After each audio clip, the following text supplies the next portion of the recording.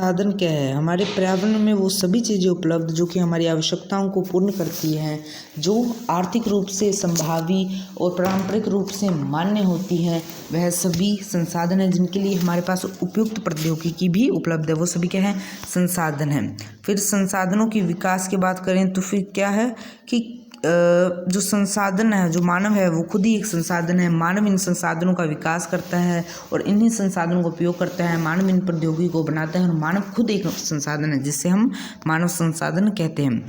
इन संसाधनों को कई रूपों में वर्गीकरण किया गया है। सबसे पहले है मतलब कि उत्पत्ति के आधार पे कि कैसे वो उत्पत्ति हुई है उनकी, जैसे कि जैव हो गए और अजैव हो गए, इनके बारे में आगे डिटेल में है। फिर है समाप्तता के आधार पे नवीनीकरणीय योग्य और अनवीनीकरणीय योग्य, यानी कि नवीनीकरणीय जो कि नया बन सकता है और अनवीनीकरणीय जो कि नया नहीं बन सकता है। स्वामित्व के आधार पे व्यक्तिगत, समुदाय, राष्ट्रीय और अंतर्राष्ट्रीय। विकास के स्तर पे संभावी, विकसित, भंडार और संचित कोष, इसके बारे में आगे डिटेल में दिया हुआ है। नेक्स्ट में आता है संसाधनों के प्रकार। तो उत्पत्ति के आधार पे है जैव संसाधन। इन संसाधनों के प्रकार, ये जो संसाधन है ये जीवित होते हैं, इनमें ये जीवित होते हैं और ये जैव मंडल में मिलते हैं। अजैव संसाधन ये जीवित नहीं होते हैं, ठीक है।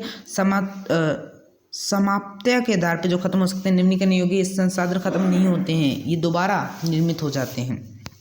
फिर अनिम्नीकरण योग्य, ये संसाधन बहुत लंबे समय के बाद में बनते हैं और इनका एक सही उदाहरण पेट्रोल वगैरह है, ये बहुत समय के बाद में बनते हैं। स्वामित्व के आधार पे दो जो वर्गीकरण है वो है व्यक्तिगत संसाधन, ये अकेले किसी व्यक्ति का होता है और इस पे किसी और का अधिकार नहीं होता है। फिर सामुदायिक स्वामित्व वाले संसाधन, एक सामुदाय विशेष का ही ये संसाधन होता है। फिर अंतर्राष्ट्रीय संसाधन, हर एक राष्ट्र सभी जो संसाधन है वो सभी कौन से राष्ट्रीय संसाधन में आते हैं, क्योंकि राष्ट्र आपका कोई भी संसाधन ले सकता है, सब राष्ट्र के अंदर आता है। फिर आते हैं अंतर्राष्ट्रीय संसाधन, तो कुछ ऐसी सीमाएं होती हैं जो कि मतलब कि अंतर्राष्ट्रीय स्तर पे होती हैं, उनको अंतर्राष्ट्रीय संसाधन के रूप में लेते हैं। तट रेखा 200 समुद्री मील की दूरी पर खुले महासागर संसाधनों पर किसी देश का अधिकार नहीं है। इन संसाधनों को अंतर्राष्ट्रीय संस्थाओं की सहमति के बिना उपयोग नहीं किया जा सकता। तो ये कौन से संसाधन है?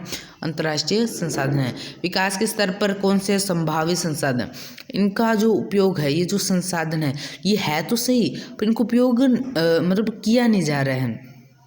इन संसाधन है पर इनको उपयोग नहीं किया जा रहा है। उसके बाद में है विकसित संसाधन, इनका उपयोग किया जा रहा है, इनके लिए गुणवत्ता निर्धारित हो चुकी है, इनकी मात्रा भी निर्धारित हो चुकी है। फिर भंडार, ये संसाधन उपस्थित तो है, उपलब्ध तो है और ये हमारे आवश्यकताओं को पूर्ण भी कर सकते हैं, परंतु इनके लिए क्या है, उपयुक्त टेक्नोलॉजी नहीं है हमारे पास, इसलिए इनका यूज़ नहीं कर सकते।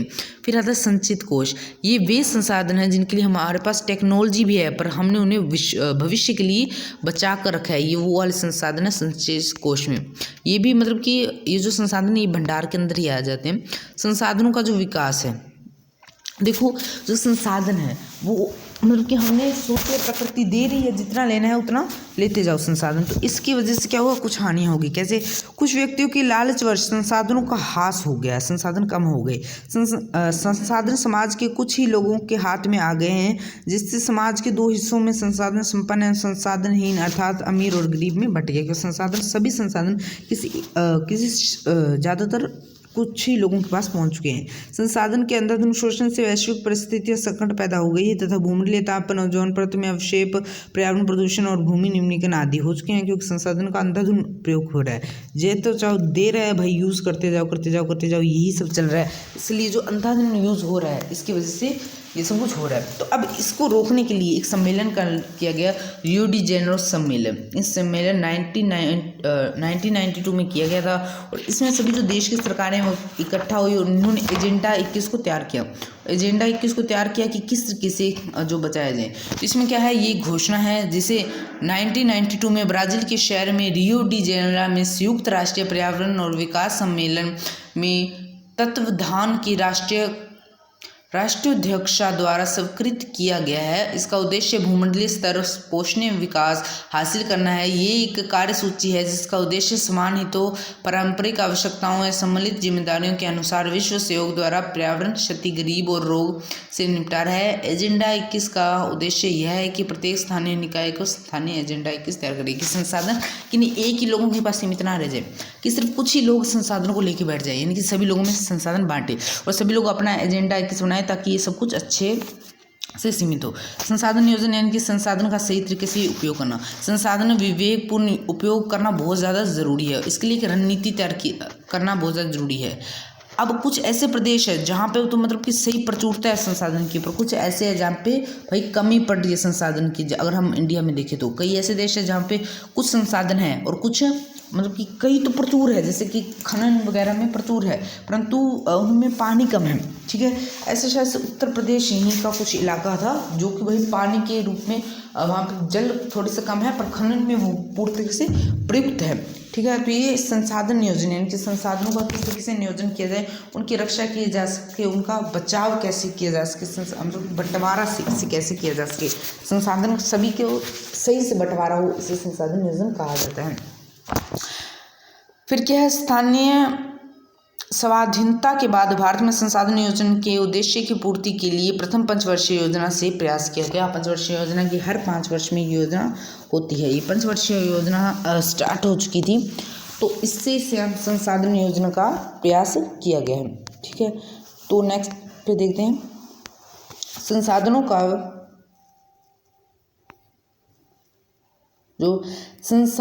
का विवेकहीन उपयोग और अति उपयोग के कारण कई सामाजिक, आर्थिक और पर्यावरणिक समस्याएं पैदा हो सकती हैं। इन समस्याओं के बचाव के लिए विभिन्न स्तरों पर संसाधनों का संरक्षण आवश्यक है। तो संसाधनों का अगर हम दुरुपयोग करते जाएं तो इससे कई समस्याएं पैदा हो सकती हैं। इसके लिए हमने इसका सही से उपयोग करना बहुत ज़्यादा आवश्यक है।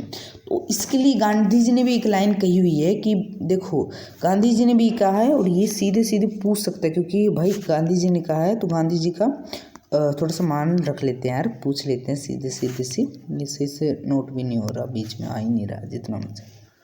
ठीक है, गांधी जी ने क्या है, हमारे पास हर व्यक्ति की आवश्यकता पूर्ति के लिए बहुत कुछ है, यानी कि बहुत से संसाधन है, लेकिन किसी की लालच को संतुष्टि यानी कि लालच को पूरी करने के लिए, अर्थात हमारे पास पेट भरने के लिए तो बहुत है, लेकिन पेटी भरने के लिए नहीं है, यानी कि खुद के पास इकट्ठा करने के लिए नहीं है। तो उसके बाद भू संसाधन हमारे लिए बहुत उपयोगी है। हर एक संसाधन तुम लोग देखो, फैक्ट्रियाँ लगा रहे हो, किस पे लगा रहे हो, भूमि पर लगा रहे हो। अगर तुम कहीं पे पढ़ रहे हो तो तुम कहाँ पे पढ़ रहे हो, भूमि पे हो। मानव संसाधन ये भी कहीं पे चल रहे हैं, भूमि की वजह से ये चल रहे हैं। अगर तुम देखो तो जितने भी संसाधन है तुम्हारी, जो कोई लकड़ी संसाधन है तो वो भी भूमि पे, पेन तुम्हारा जो संसाधन है वो भी तुम्हारा भूमि पे, उन संसाधन को बनाने के जो फैक्ट्रियाँ लगा रहे हो वो भी तुम्हारी भूमि पे। भूमि बहुत ज़्यादा आवश्यक है, परंतु क्या भूमि एक सीमित संसाधन है, इसलिए उपलब्ध भूमि की मतलब विभिन्न उद्देश्यों का उपयोग सावधानी से करना पड़ता है, यानी कि भूमि बहुत ही ज़्यादा सीमित है। भूमि को हम और खिंचा नहीं सकते कि अभी हमें और भूमि की ज़रूरत है तो हम थोड़ी सी बढ़ा दें भूमि, इसलिए से बढ़ाई नहीं जा सकती। भूमि जितनी है उतनी ही सीमित है। अब मुख्य भू आकृतियों के अंतर्गत क्षेत्र, अब ये क्षेत्र है भारत में किस किसे क्षेत्र है, तो मैदान यहाँ पे 43% भारत में मैदान है, पर्वत 30% है और पठार कितना है 27% है। ये भारत का क्षेत्र है और यहाँ पे ये दिया हुआ है किस तरीके से कि भू उपयोग किस तरीके से किया जा रहा है। तो अगर हम देखें तो गैर कृषि परियोजना के अंतर्गत है, ये 45% लगभग क्षेत्र का यूज़ कर रहे हैं और जो वन है वो 18% क्षेत्र का यूज़ कर रहे हैं। अब जो बंजर तथा कृषि अयोग्य जो भूमि है वो सिर्फ 12% है। उसके बाद में जो गैर कृषि परियोजना के अंतर्गत भूमि है वो 4% है। स्थानीय 4 गाँव की जो भूमि है वो भी लगभग 4% ही है। विभिन्न वृक्ष फसलों तथा उपवनों के अंतर्गत जो भूमि आ रही है वो 1.5% है समथिंग। फिर कृषि योग्य बंजर जो भूमि है वो सिर्फ 6% है। प्रति भूमि के अंतर्गत जो आती है वो 3% है और वर्तमान प्रति जो आती है वो भी 3.7% है और बाकी शुद्ध यानी कि बोया गया जो क्षेत्र है वो 45% है। मैंने पहले गलत बोल दिया था। तो यही जो भूमि किस तरीके से वर्गीकृत है ये बताया गया है, इसमें यही सब कुछ है बस। हम क्या कह रहे हैं, हमारे देश में राष्ट्रीय वन नीति 1952 के द्वारा निर्धारित किया गया था कि सिर्फ 33% भौगोलिक क्षेत्र पे वन होना चाहिए, पर भाई इतना क्षेत्र है ही नहीं। असल में भारत में लगभग 22-23% ही वन है, इससे ज़्यादा नहीं है। 33% होना चाहिए था पर है नहीं। इस समय भारत में लगभग 13 करोड़ हेक्टेयर भूमि निम्नीकृत है। निम्नीकरण का मतलब क्या है कि उसके अंदर जो तत्व होने चाहिए थे फसलों को बढ़ने के लिए, वो तत्व अभी नहीं है। इसमें लगभग 28% भूमि निम्नलिखित वनों के अंतर्गत है, 56% जल अपर्दन है और शेष में लवणीय और क्षारकीय हैं। कुछ मानव क्रियाओं जैसे वनोन्मूलन, अति पशुचारण, खनन से भी भूमि निम्नीकरण की मुख्य भूमिका निभाई गई है। तो अब ये बता रहा है भूमि निम्नीकरण किन किससे हो सकती है। यहाँ से क्वेश्चन बन सकता है कि भूमि निम्नीकरण किन किन से हो सकती है। खनन के उपरांत खदानों वाले स्थानों को गहरी खाइयों और मलबे के साथ खुला छोड़ दिया जाता है। खनन के कारण झारखंड, छत्तीसगढ़, मध्य प्रदेश और उड़ीसा जैसे राज्यों में वनोन्मूलन भूमि निम्नीकरण का कारण बना है।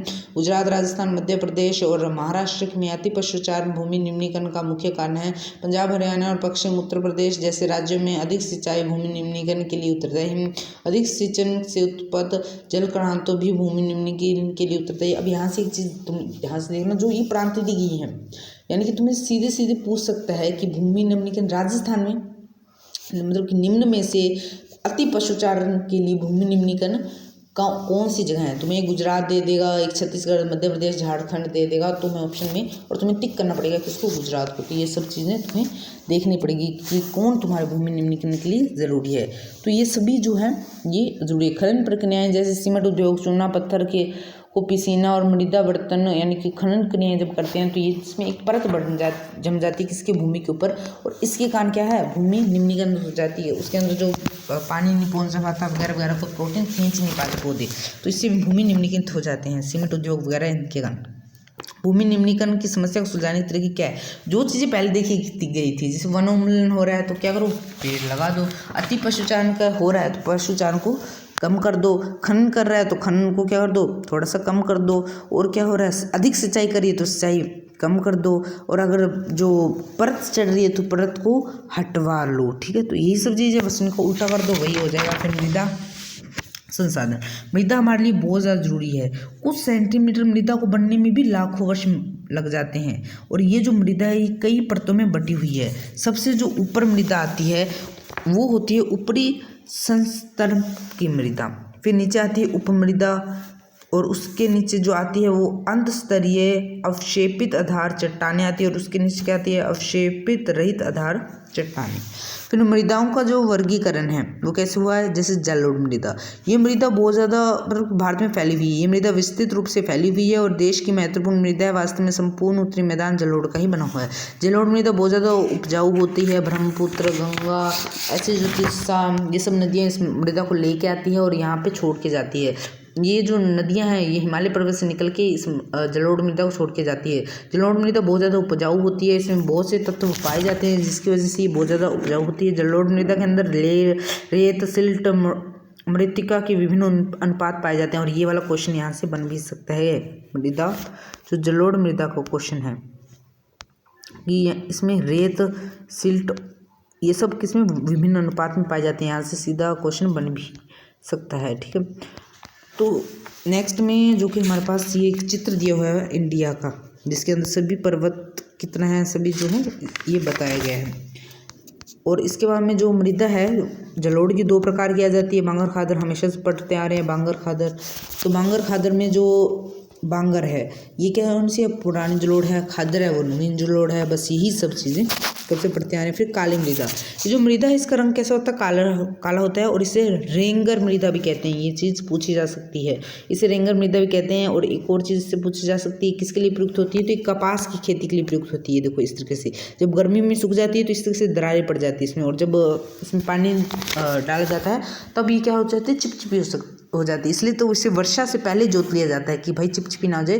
तो जैसे वर्षा होने वाली होती है इसे जोत ली जाती है। ये जो मृदाएं हैं ये मृदाएं महाराष्ट्र, सौराष्ट्र, मालवा, मध्य प्रदेश, छत्तीसगढ़ पठार में पाई जाती है, और इन दक्षिण पूर्वी दिशा में गोदावरी और कृष्णा नदियों द्वारा घाटियों में फैली जाती है ये रही लाइन। और ये जो भाई क्वेश्चन बन सकता है एपिसोड में आ सकता है भाई, इसमें सीधे सीधे बन सकता है। ये मृदाएं कैल्शियम कार्बोनेट, मैग्नीशियम, पोटाश और चूने जैसे पौष्टिक तत्वों से संपूर्ण होती है। इसका तुम्हें सीधा इसका भी क्वेश्चन बन सकता है सीधे, परंतु इसमें फास्फोरस की मात्रा कम होती है। गर्म और शुष्क मौसम में इन मृदाओं में गहरी दरारें पड़ जाती है, जिससे कि इसमें वही सब चीज़ें।